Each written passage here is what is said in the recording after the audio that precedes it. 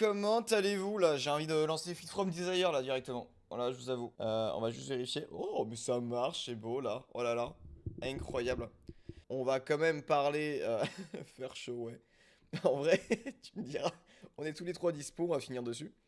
Avant. Avant, ce que je voulais faire déjà, c'est déjà mettre ce truc-là ici. Dans un deuxième temps, c'était non pas de vous montrer les gros panards de Sexas sur le chrono inaugural du Pays Basque, mais quasiment, hein, tu me diras. Parce que il nous a sorti, enfin, il nous a pondu une performance qu'on avait, je pense, alors déjà de mon vivant, bien évidemment, jamais connu, parce que je n'ai pas connu ni Bernard Hinault ni Laurent Fignon. Mais en tout cas, bah, en vrai, monte tes pieds, c'est pour un pote. En plus, je vais pas dire que j'ai les pieds dans un état mais catastrophique, mais presque en fait. Mais toujours est-il qu'en effet, ouais, pour rebondir sur le Pays Basque, quoi, il y a eu énormément de choses en tout cas qui se sont passées et j'aimerais bien revenir dessus parce il y a franchement des bons points et des très très mauvais points. Fais du piano mec, je ne sais pas en jouer, c'est dommage. Et comme vous voyez justement, c'est que c'est marqué piano pour adultes débutants. Voilà. Après, je pose ça comme ça, hein, bien évidemment. En game, oui, j'arrive. Mais en vrai, par contre, j'arrive dans quelques temps, bah, si tu veux. Dans le sens que là, j'aimerais bien faire un petit peu de contenu aussi pour les réseaux, par exemple. Parce que vous savez très bien mon appréhension à ne pas pouvoir faire cette vidéo de 1 heure qui nous attend. T'as 5 minutes. Non! Pourquoi? Donc ça nous permet notamment de pouvoir faire un petit peu de contenu, pouvoir discuter un petit peu de tout et de rien. Donc déjà dans un premier temps, oui parce que ouais j'aime beaucoup Flex, vous le savez très bien. Enfin c'est surtout que quand il y a des choses qui se passent que nous avions prévues bien évidemment, hein, c'est écrit dans mon livre. Eh bien il faut savoir le dire. Alors hop, on va sortir non pas notification mais message. Hop là. Je ressors de mes messages parce que j'avais envoyé notamment 7. Voilà, celle-là, hop, on va mettre pause parce que bien évidemment il faut que je la sorte. Pygmy et moi, je vais un peu game solo. Hop là, tu peux discuter en jouant. Oui, mais en fait, le truc c'est que ça va être différent. Ça va pas être justement sur. J'aimerais bien avoir un petit peu de contenu, un petit peu axé. Hein, merci. Hein. Merci, merci. C'est terrible. Hop là. Donc, ce que je voulais faire. Ce que je voulais faire, c'était déjà vous montrer cette magnifique vidéo qu'on avait faite avec le Ratagaz. De soi, je pense que je pourrais retrouver le timecode exactement sur la vidéo YouTube. La vidéo YouTube que voici. Attendez, on va sortir l'intégralité. YouTube Vinstore. Vinstore, where are you? Where you are? Hop, épisode, partager, lien. Voilà. Alors, voici la vidéo. La vidéo a fait un bide absolu, mais par contre, au niveau des réseaux, c'est quand même pas trop mal.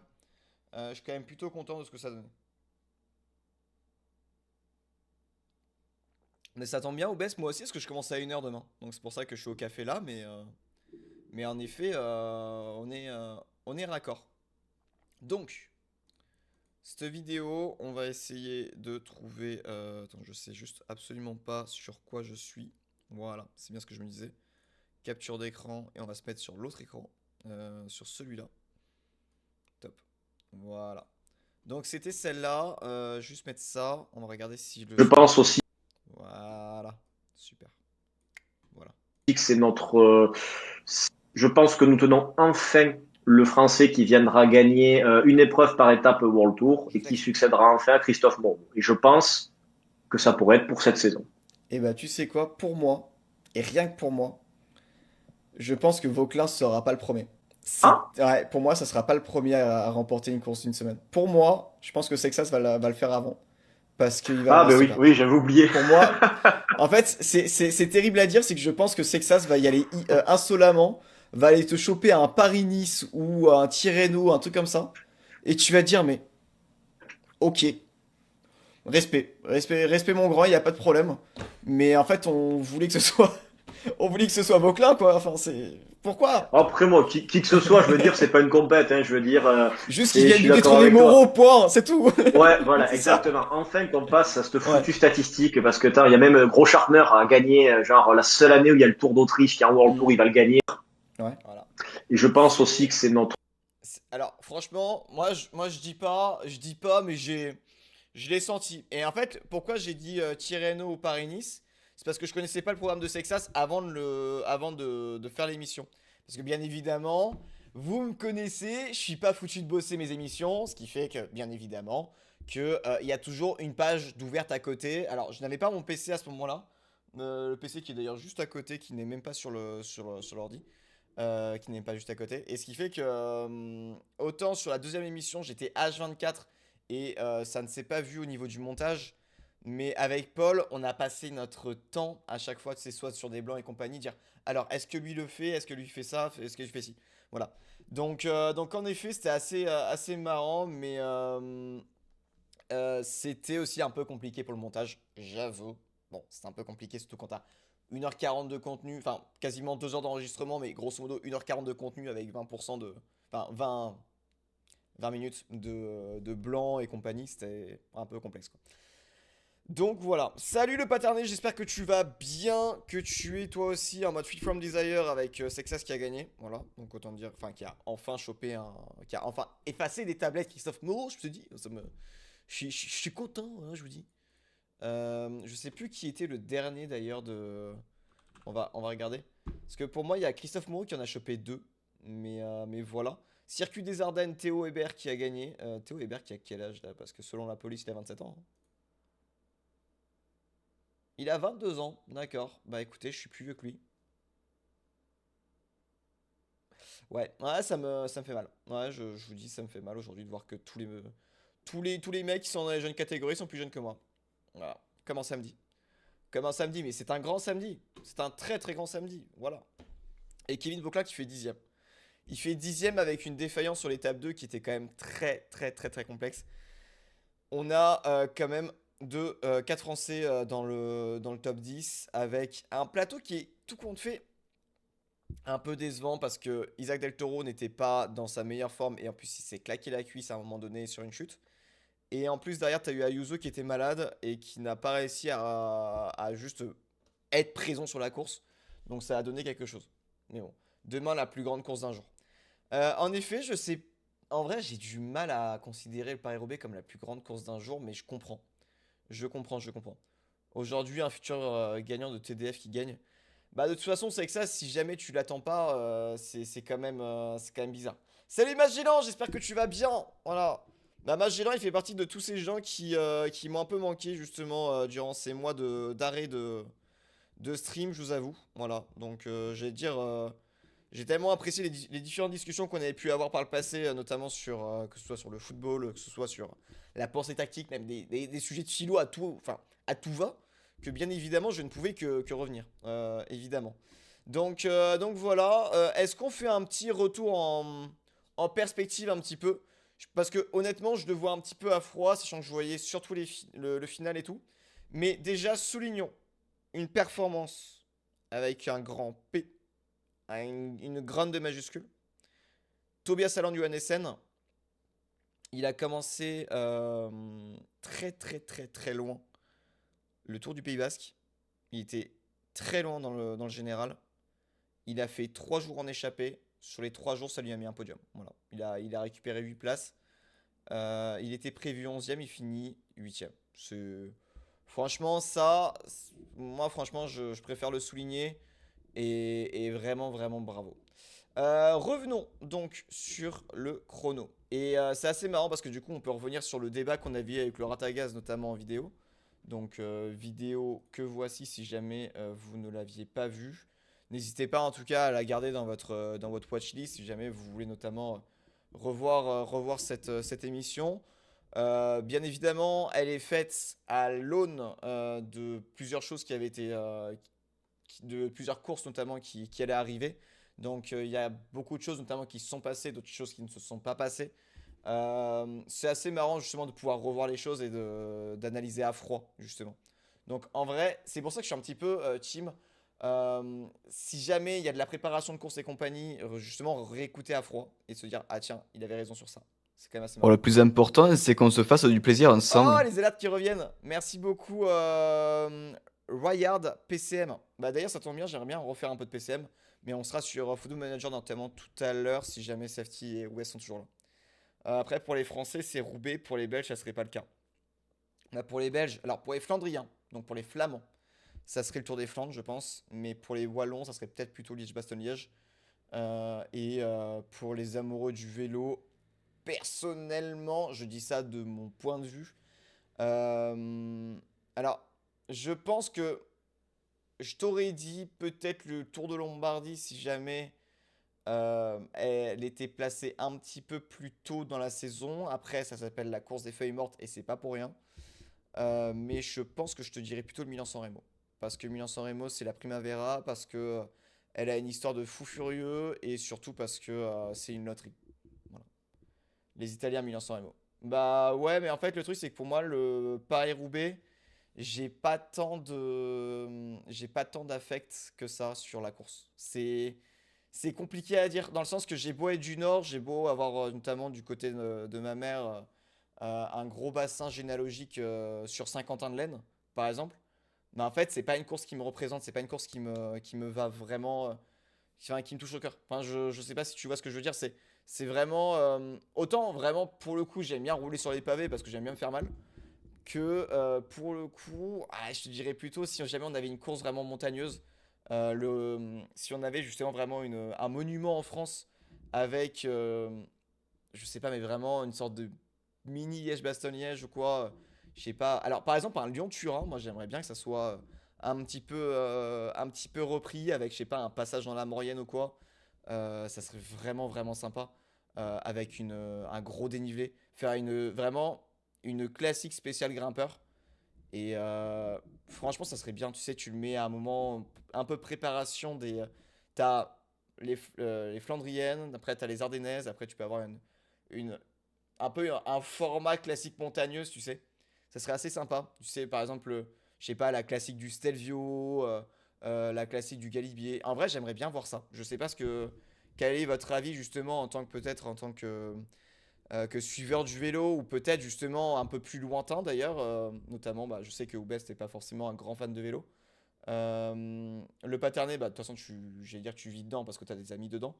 Euh, Magellan, je sais pas ce que tu en penses toi. Et Rayard PCM, d'ailleurs, n'hésite pas en tout cas à te présenter dans le chat. En tout cas, bienvenue à toi. Et n'hésitez pas, en tout cas, franchement, à donner votre avis là-dessus. Moi, je serais quand même assez intéressé. J'aimerais vraiment savoir. En tout cas, en tout cas, on va revenir notamment sur tout ce qui est le premier chrono. On avait quand même déjà quelques enseignements, notamment qui était déjà un peu présent et qui était déjà un peu largué. Bon, Paul a très clairement, on avait une avec le Moment to Challenge qui n'a pas duré. Oui, après, c'était surtout parce que c'était pas organisé pas par l'UCI, mais par l'ASO. Et en fait, malheureusement, je pense qu'aujourd'hui, toutes les courses françaises qui ne sont pas organisées par l'ASO sont vouées à mourir. C'est terrible à dire. Je suis en train de planter un couteau dans le cœur à beaucoup de gens, mais je le pense sincèrement. Je le pense sincèrement, je pense pas que ça puisse être durable, du moins surtout quand tu vois toutes les courses amateurs qui restent à l'échelon amateur et qui ne grandiront plus du tout. Tu vois le Critérium International, qui était une course incroyable et qui malheureusement aujourd'hui n'existe plus. Le Critérium du Dauphiné aurait pu disparaître si jamais elle n'était pas au rang UCI, quoi. Donc le fait maintenant que ça s'appelle le Tour d'Auvergne-Rhône-Alpes, ce n'est pas pour rien. Donc voilà, on peut se retrouver comme avec un doublé français. Moi, Keke Vauclin, Alors, je vous avoue, alors, bien évidemment, il y a toute raison de garder et compagnie. Logiquement, je suis plutôt coureur team Auvergne-Rhône-Alpes et compagnie, hein, que ce soit Paul. Et d'ailleurs, on m'a dit ce matin, une personne de la boîte, enfin pas de la boîte d'ailleurs, plutôt de l'extérieur, qui me disait que Léo. Alors, Léo est né à Fontainebleau, il me disait qu'il était de Rion. Ça m'étonne. Justement, je trouvais ça bizarre. Salut mec, je commence à regarder le vélo de plus près depuis quelques mois. J'ai toujours été fan de cyclisme et j'ai commencé aussi à faire du contenu. Ah mais c'est incroyable. Mais attends, mais c'était toi qui étais abonné sur Insta aussi? J'ai un doute. Je sais plus. Pour être à mi-chemin entre le Tour des Flandres et Paris-Roubaix, j'ai plus d'affect pour Paris-Roubaix car déjà c'est une course dans laquelle tu te bats contre les pavés et la météo. Et parfois il faut de la chance pour gagner. Bah en vrai pour moi je pense qu'il faut de la chance un peu partout, de toute façon. J'allais dire la science du placement c'est quand même quelque chose, c'est quand même assez intéressant. Je viens d'Insta, j'ai vu ta story. Ah super. Super, super. Bah, en tout cas, installe-toi bien. Et en tout cas, ici, on aime énormément le vélo. J'allais dire, je mange vélo, je dors vélo, je ne suis que vélo. Quasiment. Hein. J'allais dire quasiment.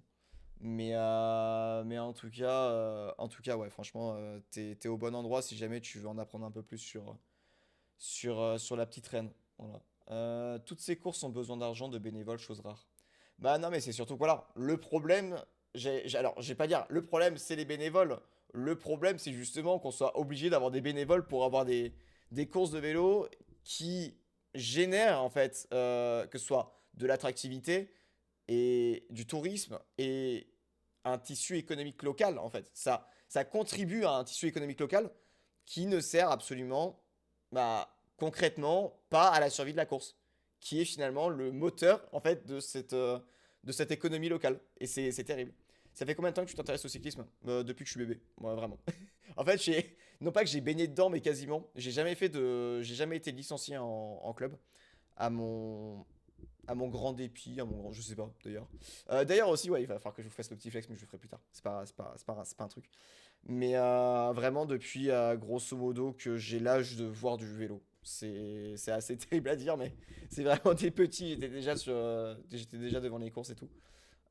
Dû notamment à un père qui était amateur au vélo qui était vraiment fan de ça, qui ne voyait que ça. Mon grand-père a bénéficié aussi à tous les plans d'hélicoptère.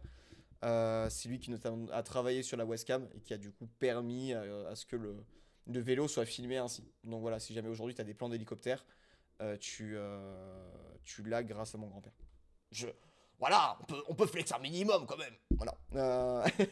Non mais voilà, c'est toujours bien de rappeler ça. Ça me fait toujours plaisir en tout cas de faire cette petite dédicace à mon grand-père qui est parti depuis maintenant 12 ans. Voilà. Donc après, ça reste quand même, ça reste quand même bon d'honorer sa mémoire de temps en temps.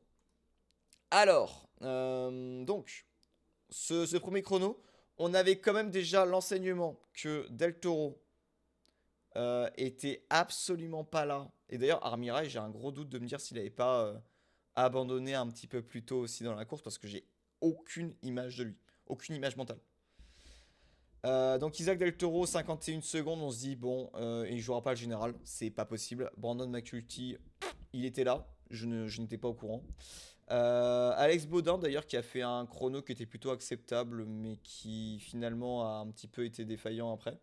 Léo Bizio, franchement, très très très bon jeu à coureur. Léo, attention, dès qu'il aura genre 23-24 ans, là il est à 21, je pense que ça sera l'âge de la maturité et c'est là qu'on va commencer à se dire, ah, là, on tient quelqu'un. Étiez-vous au courant aussi qu'il y avait Antonio Tiberi présent?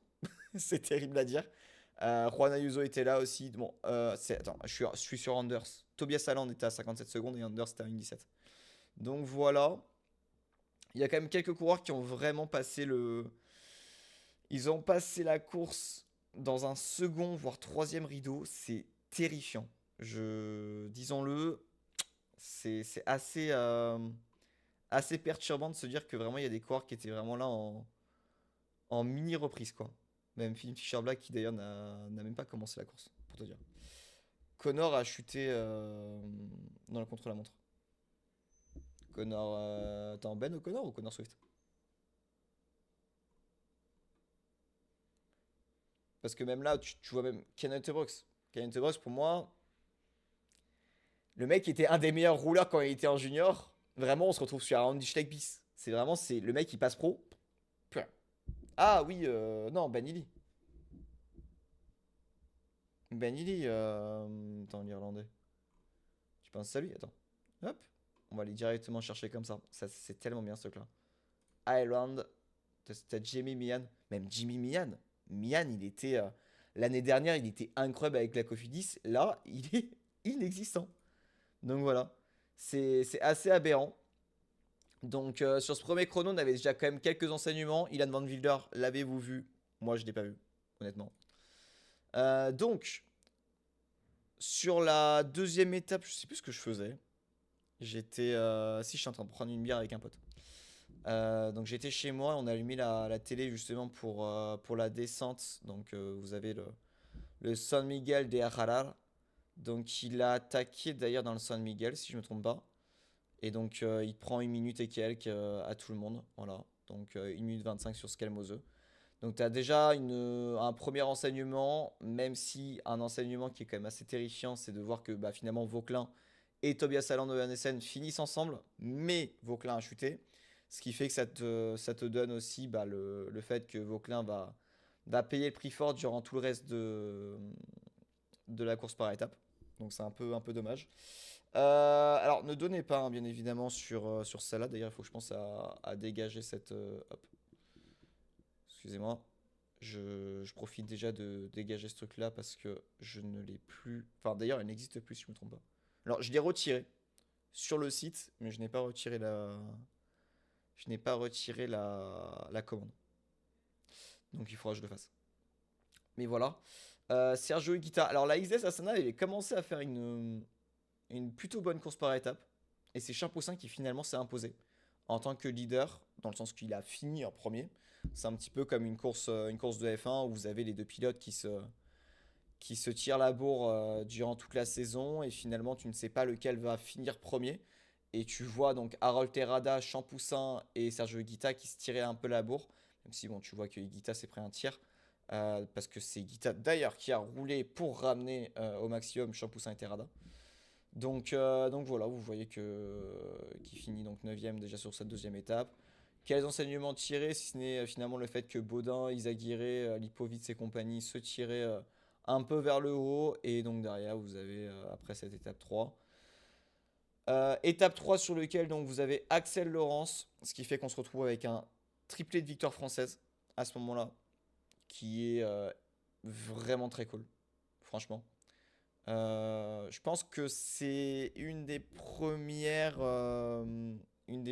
courses par étapes sur lesquelles on a vraiment une supériorité assez impressionnante. Et encore une fois, vous voyez, mais Antonio Tiberi, je sais pas ce qu'il fout. Alors, regardez une publicité. Les gars, j'ai été abonné, hein, au cas où, hein, pas de souci. Donc voilà, regardez une publicité. Les gars, vous avez des publicités de partout sur ce site, c'est une folie. Donc, on a ça, on a ça. Donc, all. euh, je sais pas s'il te met justement tous les GC favorites. Voilà. Donc, les favoris au classement général sur l'étape 3, c'est ça. Donc, vous avez Marc Soler qui se prend 13 minutes, Brandon McNulty qui s'en prend 7. Sachant que c'est sur l'étape 2, du coup. Regardez. Hop, on va faire GC favorite. Donc, Tiberi se prend 15 minutes sur l'étape 2. Voilà. Non, mais en fait, je pense sincèrement que, par exemple, si jamais on reprend la métaphore de la Formule 1, bah là, Antonio Tiberi vient de perdre son ticket de leader. Honnêtement, là, franchement, je suis désolé, je dois choisir entre Martinez et Tiberi. Et bien, en termes de résultats purs, entre ce qu'a montré Martinez au Catalogne et ce qu'a montré Tiberi sur le Tour du Pays Basque,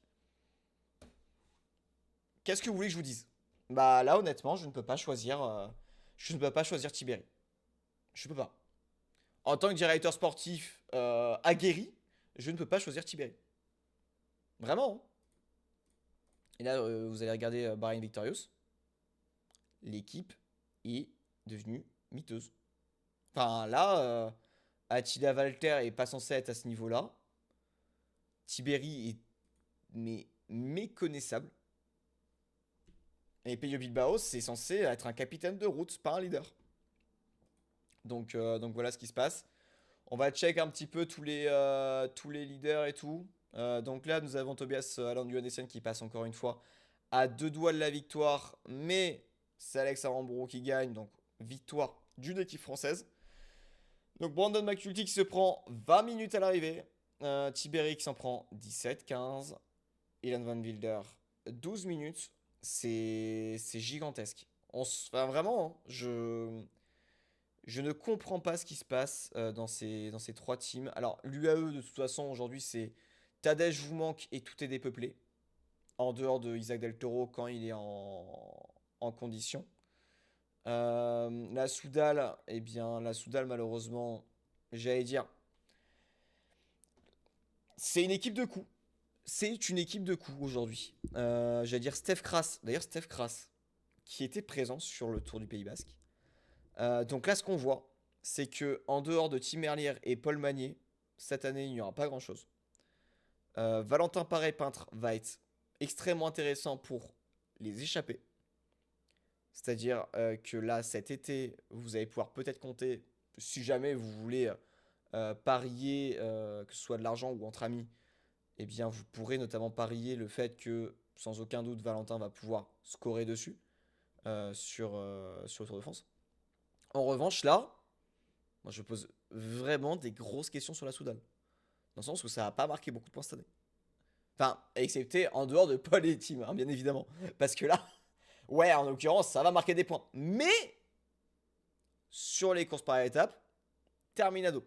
Finito pipo. Sur les Ardennaises, je parierai pas. Je parierai pas. Je sais pas. Donc Landa qui a chuté à cause de la voiture médicale, vous me direz, c'est faute à pas de chance. Malheureusement, il est un peu coutumier du fait à la malchance. J'allais dire là, il faut se faire exorciser là, à un moment donné, Michael. Donc Van Wilder a été terrifiant. Donc Ethan Hayter, bah, c'est Ethan Hayter, hein, tu me diras, ce n'est pas un coureur qui tient les longues montées. Van Sevenant était présent à... Van Sevenant, c'est un petit peu l'éternel espoir. Je pense que c'est l'équivalent de Joao Félix. Bon, même si Joao Félix, il y a quand même beaucoup plus de couverture médiatique, j'avoue. Mais Van Sevenant, ça a été un coureur qui était quand même plutôt bon et qui, au fur et à mesure des années avançant, il a 26 ans quand même cette année. Et bah, honnêtement, je sais pas. Bien lancé, le train de Tim Merlier est quand même pas mal. Faudrait faire attention malgré tout dans les grandes courses par étapes. Bah pour moi, la grande course par étape, pour moi, la Soudal, je pense, ne jouera plus d'ici quelques années. En dehors, euh, En dehors vraiment, je sais pas, d'un coup d'une échappée fleuve ou quoi que ce soit. Mais en vrai, je te dirais, je ne fais pas confiance à aucun leader sur course par étape. Même Valentin Paré-Peintre. Paré-Peintre, il a un grand problème de placement dans le peloton. Ce qui est assez dommage. Après, il aime pas frotter, je comprends. D'ailleurs, ce que je vois dans l'Amstel Gold Race, et bah d'ailleurs, il est pas là. Il n'est pas là, le Paré-Peintre. Il prévoit quoi? Il prévoit la Flèche Wallonne, Tour de Romandie, et donc après Tour de France, donc avec le critérium. Ok. Donc on voit ça. Donc la XDS Astana, je vais placer. D'ailleurs, je suis intéressé de voir. On va directement faire un saut. Donc vous voyez l'étape 5 remportée par Paul devant Florian Lipovic. Et il y a une minute d'écart avec Javier Romo et Vauclin. Donc voilà, vous voyez tout ça. Même si Vauclin se fait sauter dans la roue. Les gars, sincèrement, hein, je pense que Kevin Vauclin, dans un œil. Enfin, dans un monde parallèle, a déjà gagné 50 Tours de France, plusieurs Vuelta et tout ce qui s'ensuit. Parce que vraiment, le mec, il a une pancarte, mais à chaque fois qu'il en place une, mais t'as tout le monde qui le suit. Non, mais c'est terrifiant. C'est terrifiant. Mais après, bon, je comprends, hein, les gars, vous êtes fans de Vauclin, voilà. Enfin, tout le monde est fan de Vauclin, de toute façon. De toute façon, moi, j'ai rejoint la Vauclance, hein, voilà. Enfin, si jamais il y avait une association pour soutenir les malchanceux de Vauclin, je suis le premier donateur. Non, je déconne. Mais bon. Salut Titi Blen, comment tu vas? J'ai pas vu ça, la chute avec la voiture médicale. Il a chuté sur la deuxième étape en plus, je crois, sur la descente. Le souci, c'est la transition après Evenepoel. Avant, ce n'était qu'une équipe de classiques et les coureurs avaient tous un rôle spécifique. À l'arrivée de Remco, il fallait le mettre en évidence et bien l'entourer pour ses ambitions. Maintenant, il faudra quelques années pour reconstruire cette équipe et la mentalité Wolfpack. Et ben, je suis d'accord, mais le problème qui s'est posé, c'est justement, ça a été le problème du. C'est un peu le. Alors, je vais faire une comparaison Seigneur des Anneaux, même si je suis pas le plus grand amoureux du Seigneur des Anneaux. Je vous le dis, j'ai pas d'ailleurs. Autant j'ai pu lire des critiques de cinéma notamment dessus, que je ne l'ai pas terminé. Je n'ai pas regardé de fond en comble, donc de la minute 1 à la minute. Ben, justement, en rencontrant tous les films. Mais c'est un petit peu une histoire du j'ai envie d'avoir ce putain d'anneau. Excusez-moi de la grossièreté. Et il faut à tout prix que je prenne le meilleur coureur possible pour mes sponsors. Et surtout, bah voilà, c'est un Belge dans une équipe belge qui doit performer, non pas sur les courses belges, mais sur les grands tours. Parce que justement, les grands tours, c'est ce qui donne le plus de visibilité. Le problème qui se pose, c'est que Evenepoel est un meilleur coureur de classique qu'un coureur de grand tour. C'est terrifiant à dire. Il a quand même gagné la Vuelta à la Soudal, mais pour moi, il ne pouvait pas gagner plus en course par étape. Dans le sens que la Vuelta, c'est très bien pour lui. Le Giro, je ne pense pas qu'il ait la caisse pour gagner le Giro. Et le Tour de France, pour moi, il fera que troisième, max. Pourquoi? Parce que t'as Pogacar, t'as Vingegaard, t'as Isaac Del Toro, t'as Ayuso. Tu as. Et Ayuso, pour moi, si jamais il est constant sur 3 semaines, pour moi, Evenepoel ne peut pas passer devant. C'est terrifiant à dire, c'est que Evenepoel, pour moi, a trop de lacunes en haute montagne pour pouvoir performer. Et les Pyrénées ne lui réussissent pas. Donc sur le Tour de France, pour moi, ça ne peut pas passer. Et comptez aussi que sur la Vuelta, notamment quand vous avez le triplé de la Visma, je crois d'ailleurs que c'était encore la Jumbo à l'époque, il a une défaillance terrible au même titre que sur le Tourmalet l'année d'après ou l'année suivante. Encore sur. D'ailleurs, c'était l'année dernière, tu me diras, sur le Tourmalet. Sur le Tour de France. Donc, honnêtement, pour moi, alors je vais faire le 6-7, bien évidemment, mais je ne sais pas et je pense pas justement que la stratégie de la Soudal à vouloir à tout prix miser sur Evenepoel était une bonne idée. Le problème étant, c'est qu'ils ont dû notamment recruter des coéquipiers qui sont devenus leaders, notamment Landa, et c'était beaucoup trop ambitieux et ils se sont cramés les ailes, au même titre que justement l'anneau rend aigri. Voilà. Rend aigri et rend méchant, notamment les gens qui le portent. Eh bien, je pense notamment ils se sont cramés à vouloir à tout prix recruter un Evenepoel. Pour moi, Evenepoel aurait dû être dans une autre équipe, une équipe qui était sponsorisée Specialized, parce que si je ne me trompe pas, il était déjà sponsorisé Specialized. Donc, il aurait pu être notamment déjà à la Bora à l'époque, même si quand il arrive pro, je ne crois pas que le projet Bora est vraiment tant que ça lancé. Donc, ce qui fait que ça aurait été kiff-kiff en termes d'années d'apprentissage, tout ça. Mais ça aurait été nettement mieux, en tout cas pour son développement personnel, je pense. Et surtout pour l'exposition médiatique qui s'est tapée. Et quand tu vois ces différents pétages de plomb, notamment sur Liège-Bastogne-Liège de l'année dernière, où il a un comportement qui est à la limite de l'acceptable, pour moi, je pense il a fait le mauvais choix, notamment en signant à la Soudal, bien que, bon, certains me diront, oui, mais non, bon, tu vois quand même qu'il a performé, tout ça. Ouais, mais je pense que sa stratégie de développement de coureur n'était pas forcément la bonne et je pense qu'il le comprendra plus tard. Peut-être. Il le regrettera plus tard. Il y a 2 3 ans, il était super bien au Giro, il s'est fait éliminer après avoir gagné au contre-la-montre pour une suspicion de Covid. Bah, ce qui s'est fait, testé positif, mais il n'a pas fait de contre-test. Après, c'est son problème, hein. J'allais dire, malheureusement, c'était pas il y a 2 3 ans d'ailleurs, c'était il y a plus longtemps que ça. C'était en 2022, 2022, 2023, je sais plus. C'était pas l'année où Bernal gagne? Ou l'année suivante? J'ai un doute. Et le Tour de France, oui, c'est bien trop ambitieux pour lui, malheureusement. Après, j'allais dire sur un malentendu, ça peut passer, mais ça sera vraiment un petit peu comme jouer à la roulette russe, comme ce qu'a fait Nibali en 2014. Dans le sens que dans un monde idéal où Contador et Froome n'abandonnent pas et sont toujours placés, bah t'as aucun monde où Nibali gagne, même si Nibali était un grand coureur. Il aurait fait troisième dans le pire des cas, et t'aurais quand même eu un Perrault qui aurait été dans le top 5. Ça aurait été cool.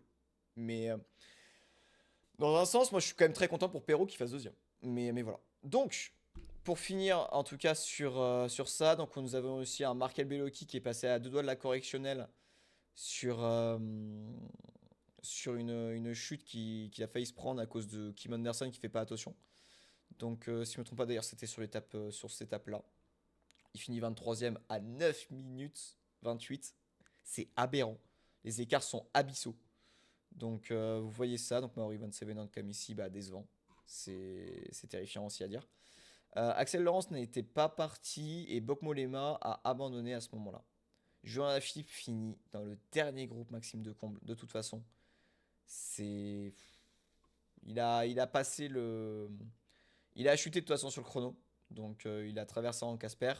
Alexis Fort-Prost est à des années-lumière notamment de ce qu'on pourrait espérer notamment de lui parce que c'est plutôt un grimpeur d'ailleurs. Faut voir ce qu'il peut réussir à faire, mais je pense pas que le choix de partir à la pique-nique était une bonne idée. Après, il est pro, c'est déjà l'essentiel. Pour moi, vu tout ce qu'il a traversé ces dernières années, il a eu énormément de soucis, que ce soit de chute, que ce soit de soucis de santé aussi en général, que c'est déjà un très très bon point qu'il soit encore pro. Et voilà. Et donc aujourd'hui, ce soir, nous avons donc la dernière étape donc du Tour du Pays Basque avec mon chouchou Andro Auguste qui a gagné. Voilà, je suis très content, notamment après cette victoire sur le Tour de la Communauté de Valence où il vient te damer le pion en ayant passé aucun relais. Je sais que Raphaël, un de mes potes notamment, n'avait absolument pas apprécié cette performance.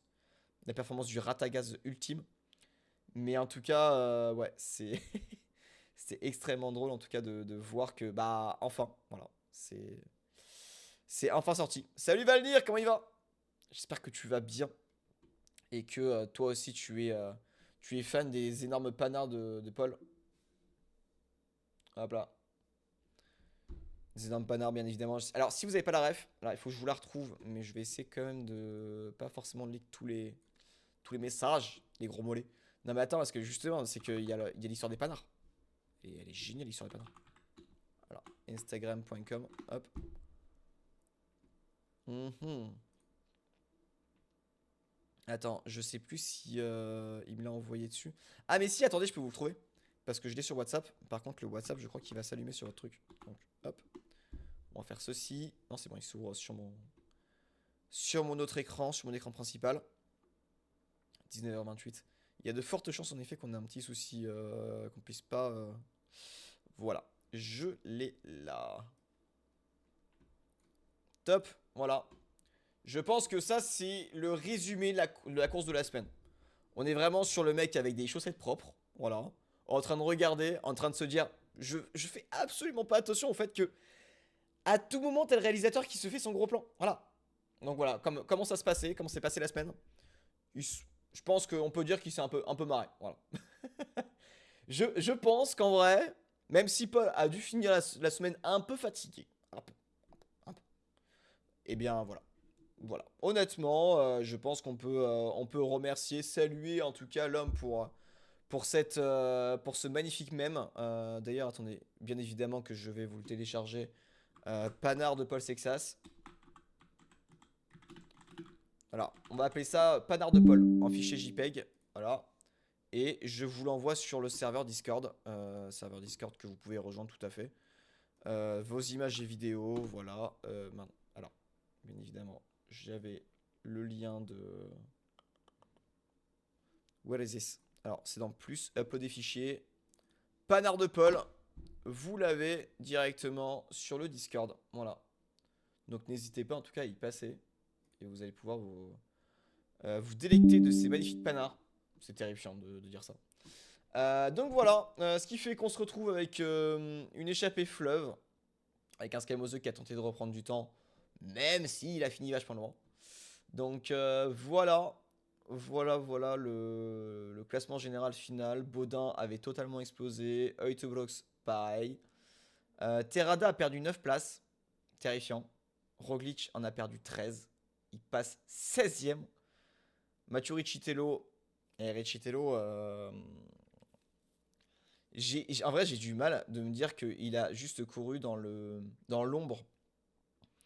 Dans l'ombre d'un Sexas. Parce que, en fait, je ne l'ai pas vu donner des relais. Moi, je l'ai juste vu subir sa course. Ce qui fait que moi, ça me terrifie un petit peu. De me dire que tu te dis, tu recrutes Riccitello, c'est le coup du siècle. Dans le sens que c'est un mec qui fait quand même 5ème de la Vuelta l'année dernière. Tu te dis, bon, en vrai, ça va être bien. Bah, pas terrible. Pas terrible, pas terrible. Donc voilà. Qu'est-ce qu'on peut vous donner d'autre en tant qu'enseignement, en tant que déception? De toute façon, bah, il y a Antonio Tiberi. Hein. Bruno Armirail a terminé quand même. Ça, je l'avais pas vu. Steph Kras, c'est terrifiant aussi.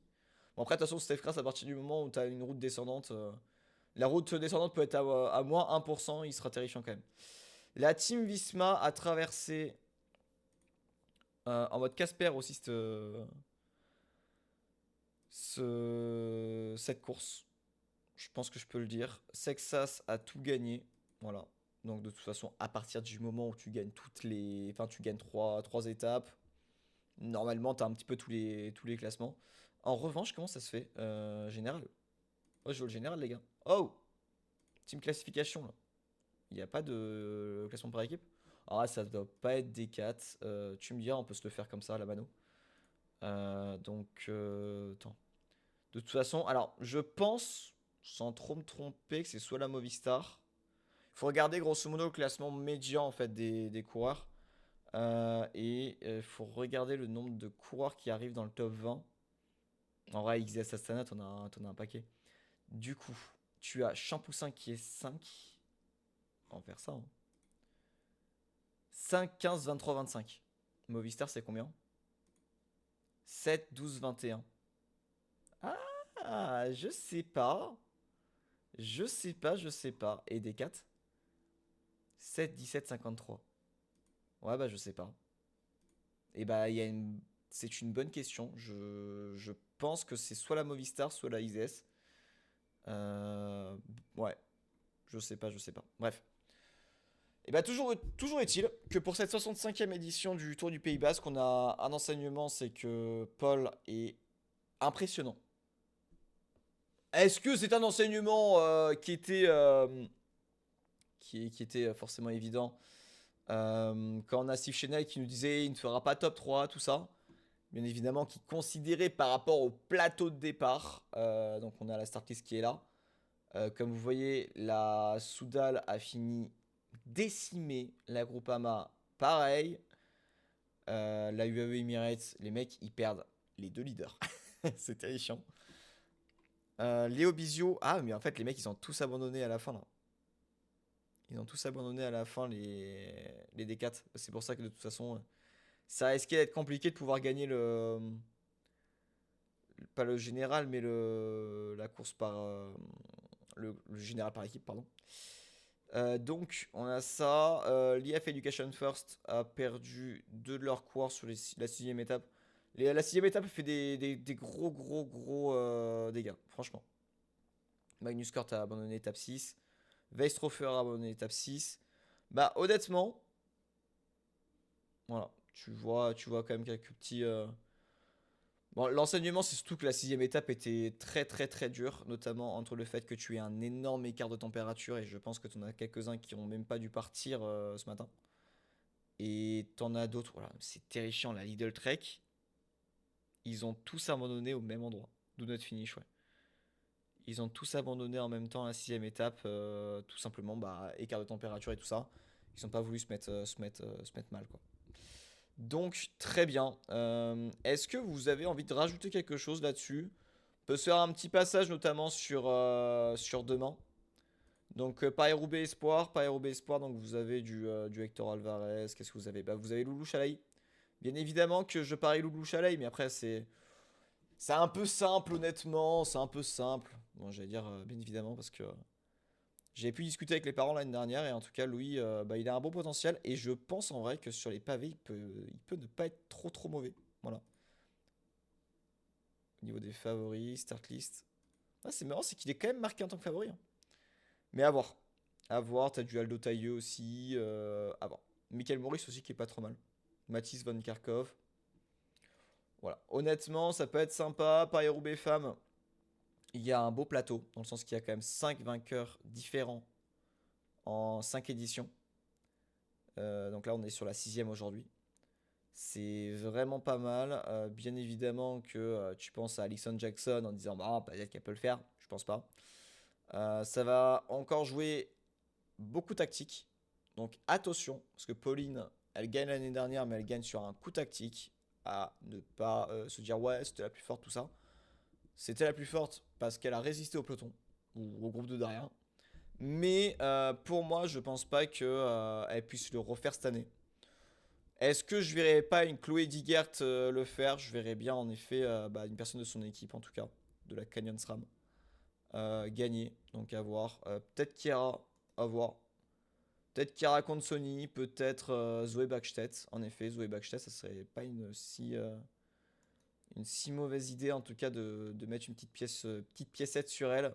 Bien évidemment, pareil, comporte des risques. À jouer avec modération. Et enfin, donc le Paris-Roubaix homme. Avec bien évidemment du Tadej Pogacar, du Jasper Philipsen, du Mats Pedersen, du John Degenkolb. J'aimerais bien en tout cas qu'on ait le chant du cygne de John Degenkolb et qui nous claque ce Paris-Roubaix là. Mais honnêtement, entre Warren Scholl, Vermersch et toute la clique, ben je ne sais pas. Je ne saurais pas où parier quelque chose.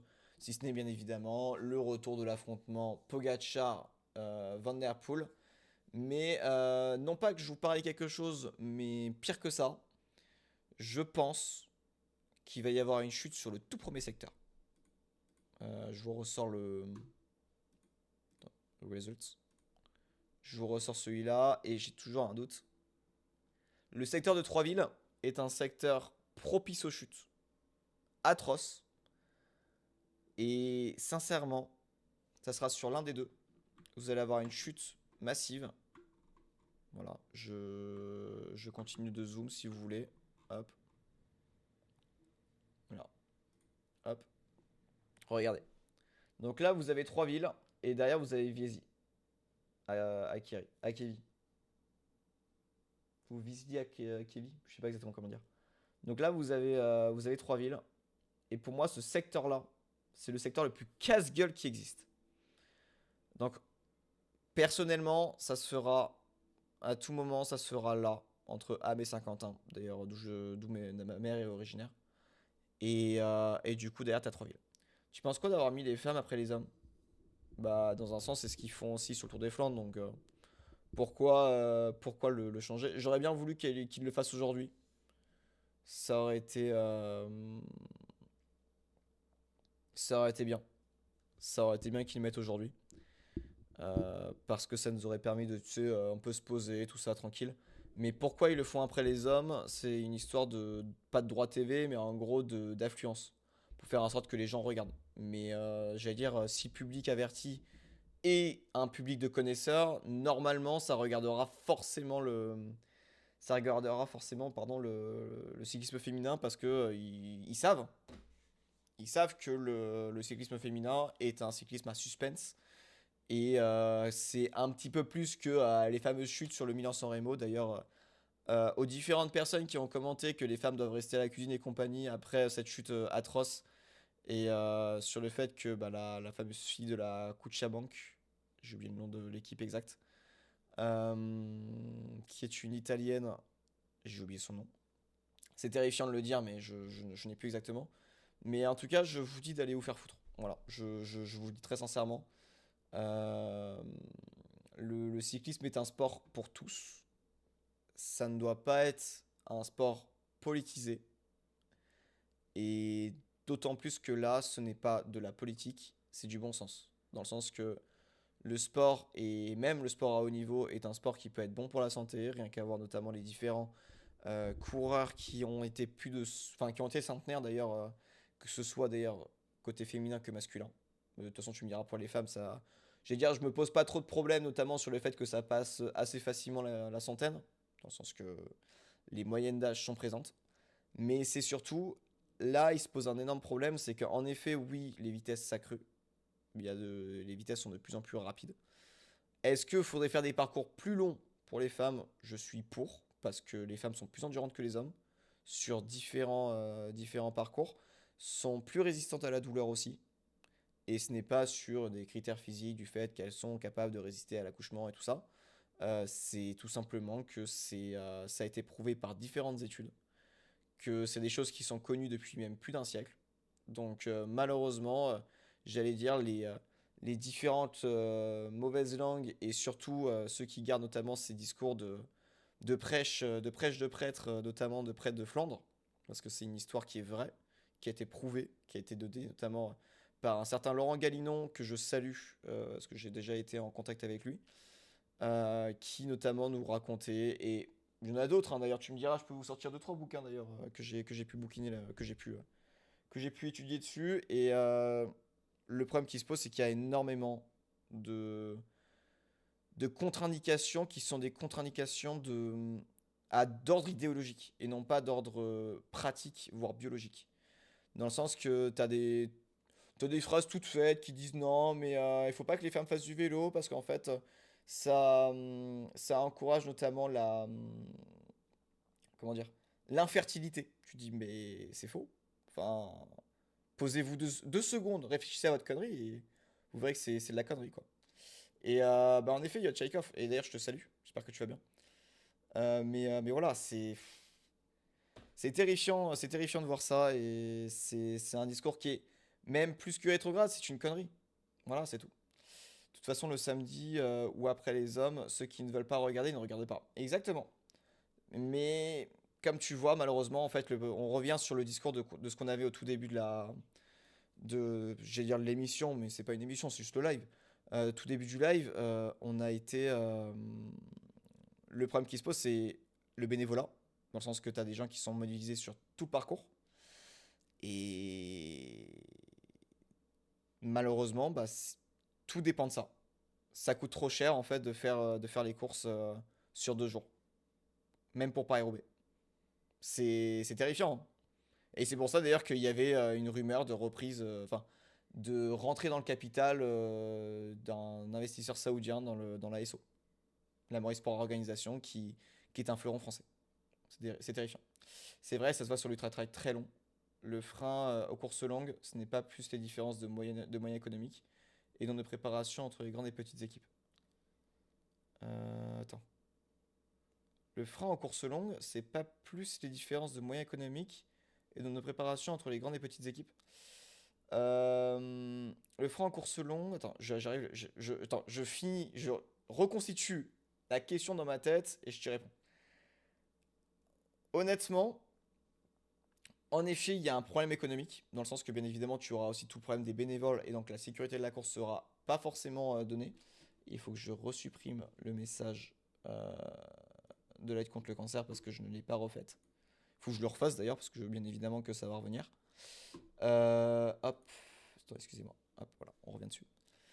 Et en tout cas, oui, ça, c'est en partie une réponse.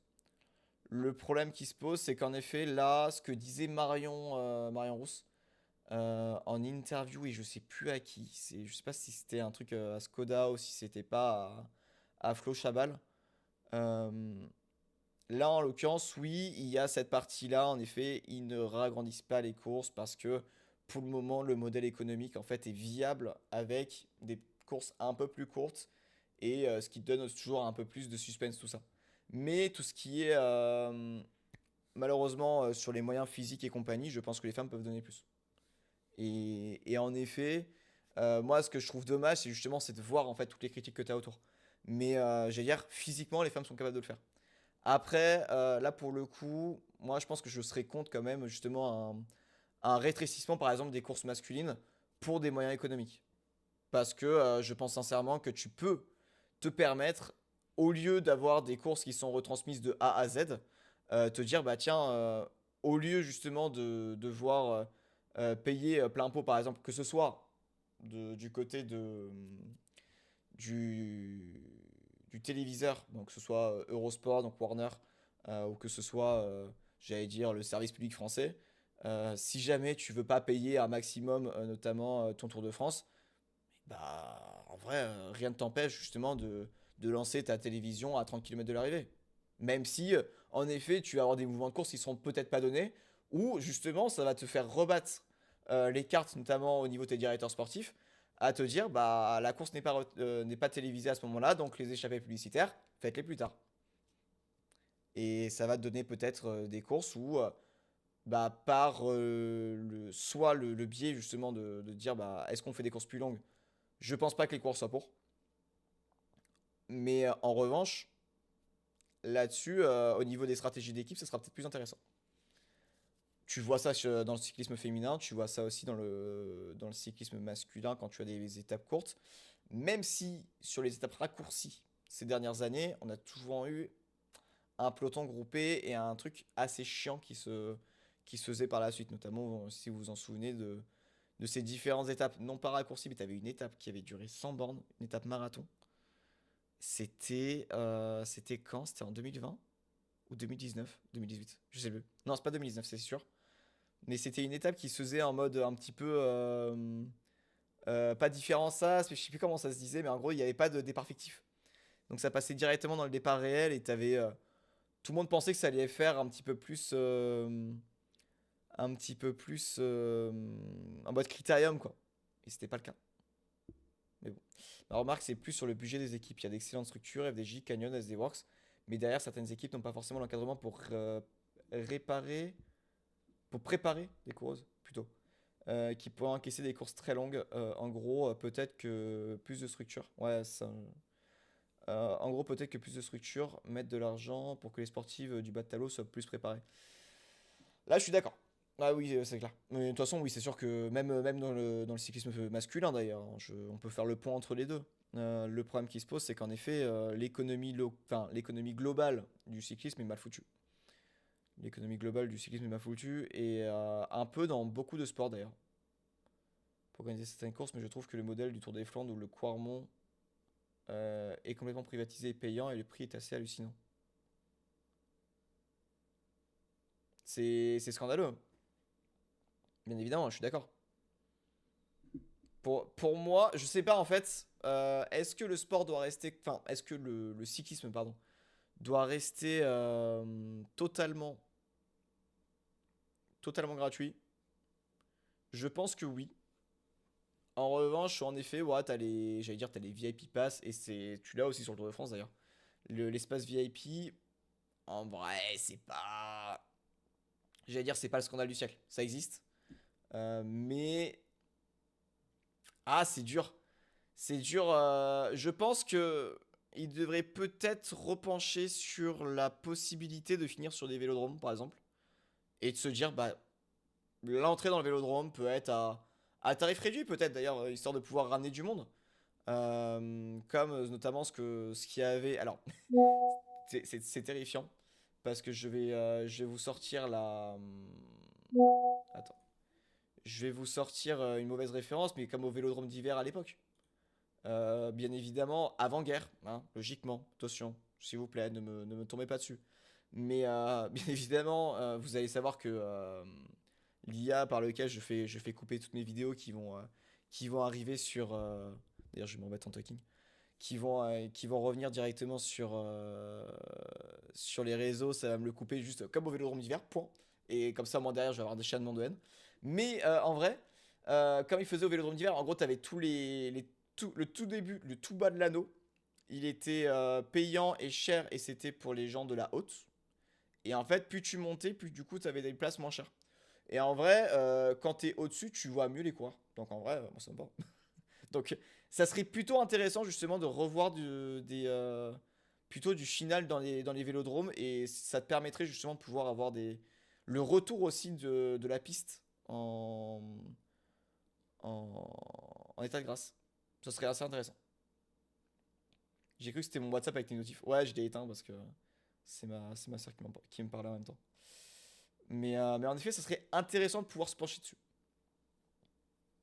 Sachant que le cyclisme sur route existe aussi en partie grâce au cyclisme sur piste. Mais ça, c'est une longue histoire. Ça a redynamisé la course.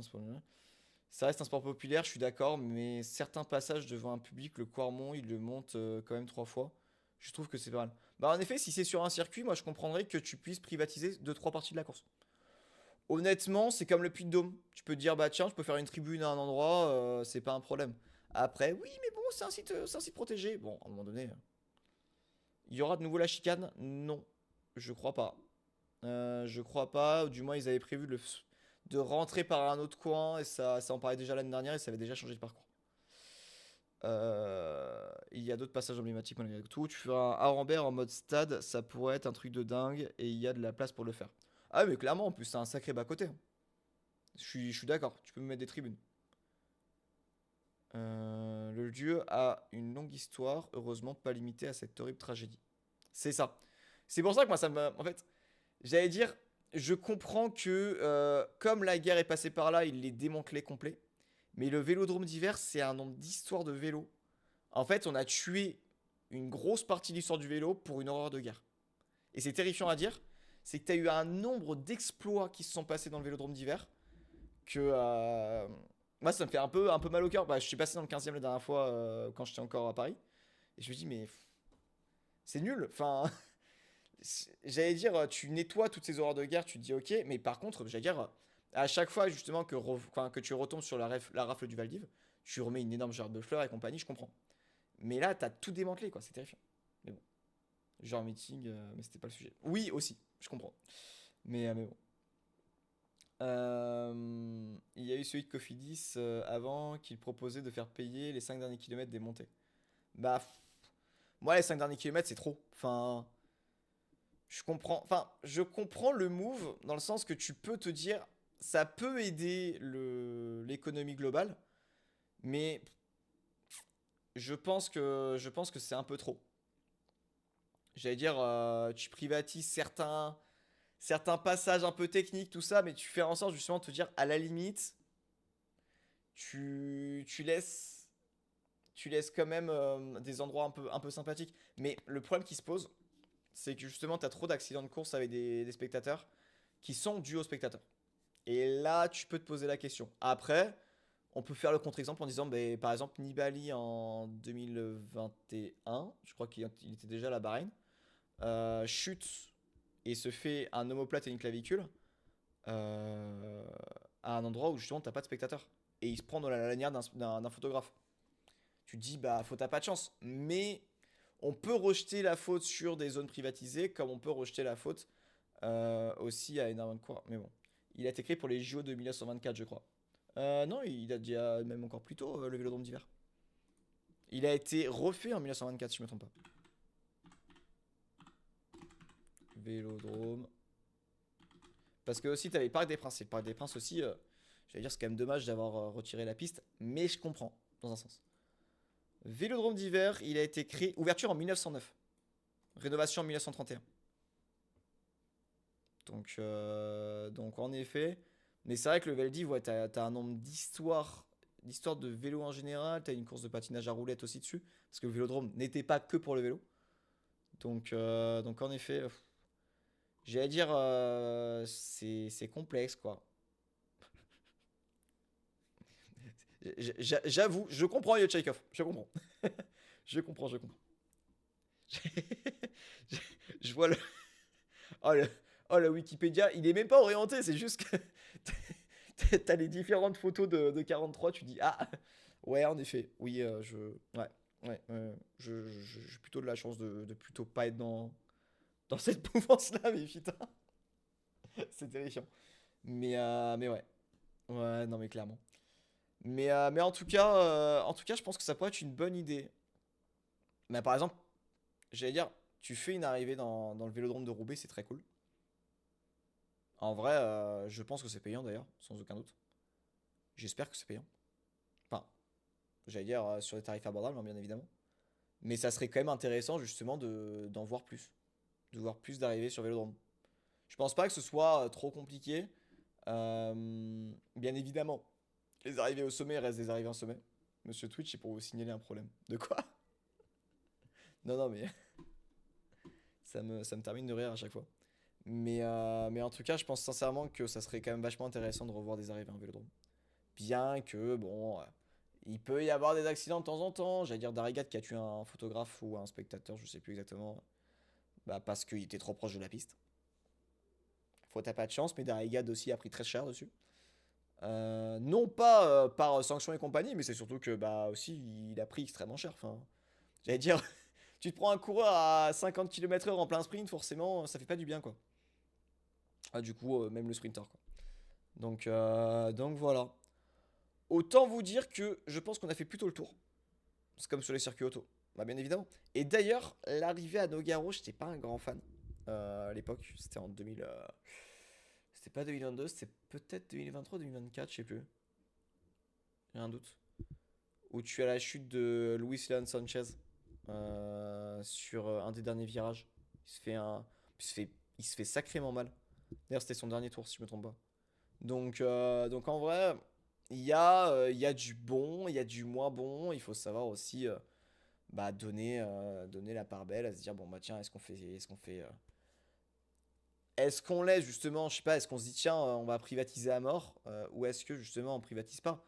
Mais je pense que c'est pas une bonne idée justement de se dire bah tiens, On va, par exemple, réserver, par exemple, toute l'arrivée, toute la zone d'arrivée, tous les 5 derniers kilomètres. Il n'y a pas eu que ce bord-là.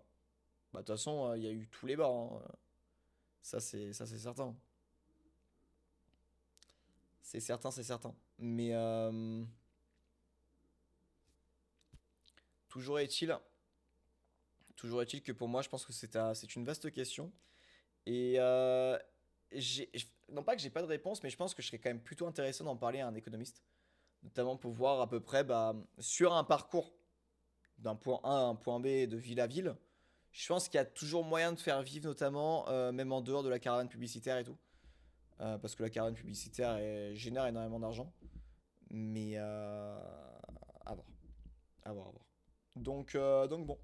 Est-ce que les différents copains ils sont là ou pas? Attendez, j'ai envoyé un message quand même.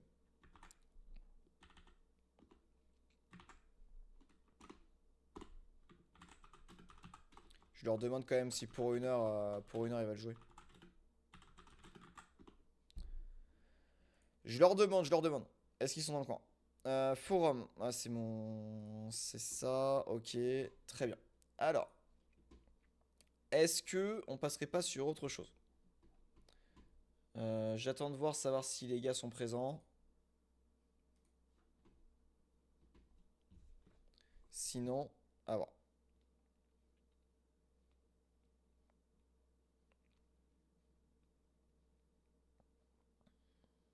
Match à Liberali qui a fait un match de merde. Je sais pas si vous avez vu les différents résultats en foot là aussi en ce moment. Il y a un truc très drôle, je vous avoue. Arsenal a perdu. TD a tenu 23 Nogaro. Ouais, j'étais pas si loin. J'étais pas si loin, j'étais pas si loin. Parce que Nogaro, je me rappelle l'avoir vu et j'étais pas chez moi, mais j'étais à Beaumont. Donc, donc en effet, ouais, ça me disait quelque chose. Hop là. Alors, est-ce qu'ils m'ont répondu? Safety est sur Rocket League, donc ça m'étonnerait. Laval est enfin sorti de la zone rouge. D'ailleurs, Laval, ça fait match nul hier, non? De tête. Live score. Ah, c'est Flash Score, pardon. Quand j'étais jeune, j'étais fan d'Arsenal. La finale et la demi-finale de LDC contre Barcelone m'ont vacciné. Ah bah ça. Ça, je peux te dire que moi, Arsenal, ça me fait du mal en ce moment. C'est compliqué. Même Liverpool gagne contre Fulham, quoi. C'est terrible. Par contre, très très bonne idée d'avoir mis Ngumoa. Putain, c'est terrifiant quand même de se dire qu'il lui faut des années pour mettre Ngumoa titulaire slot. C'est. Oh, par contre, Isaac vient d'entrer. Isaac est de retour. Ça, c'est cool. Ouais, ils ont mené 2 fois au score. Ouais, ils ont ouvert le score et derrière. Par contre, très beau match de Elite Junior Croupi. Et je pense sincèrement que tu sais, t'as envie de passer à autre chose après. Parce que là, franchement, ça devient n'importe quoi. Enfin. Ok, Saka est blessé, ok, Timber est blessé, ok, Merino est blessé, mais bon, en face, c'est Justin Kluivert et Lewis Cook qui sont blessés. Bon, à un moment donné, ça va. En revanche, quand t'es pas capable, notamment, de pouvoir faire quelque chose face à une équipe de Bournemouth, qui certes a des bons joueurs, mais en vrai, c'est pas incroyable. Madueke a pas été incroyable. Raya a pas fait un bon match. Mais Havertz, c'était dégueulasse, par exemple. Mais en fait, c'est terrifiant, c'est que Havertz, en fait, tu le mets en 9, il est bon. Tu le mets en 10, de temps en temps, il est Casper. Soit l'un, soit l'autre, quoi. Par contre, je serais intéressé en vrai de voir Kropi peut-être à Arsenal. J'aimerais bien voir ce que ça donne. Liverpool, beau club. Tant que c'est pas Manchester City ou Arsenal, ou Chelsea, pardon, ça me va. Ah, c'est clair. Beaucoup de Français et fans d'Arsenal grâce à Henri, Pires et les autres Français. Moi, alors Arsenal, j'ai commencé à les suivre à partir de 2008. Je crois que c'est le premier match que j'ai regardé de foot anglais. De foot anglais, c'était face à Blackburn, victoire 2-1. Et c'était, je sais plus qui jouait à l'époque. Tu devais avoir du Rosicky, tu devais avoir du Van Persie. Et l'année suivante, parce que c'est l'année de victoire du Zénith Saint-Pétersbourg à l'Europa League. Et l'année suivante, du coup, tu as Arshavin qui arrive, si je me trompe pas. Hop. Arshavin. Andalai Arshavin. Et qui est né en. Ça me termine de me dire qu'il est né à Leningrad. Leningrad est égal Saint-Pétersbourg, hein, au cas où.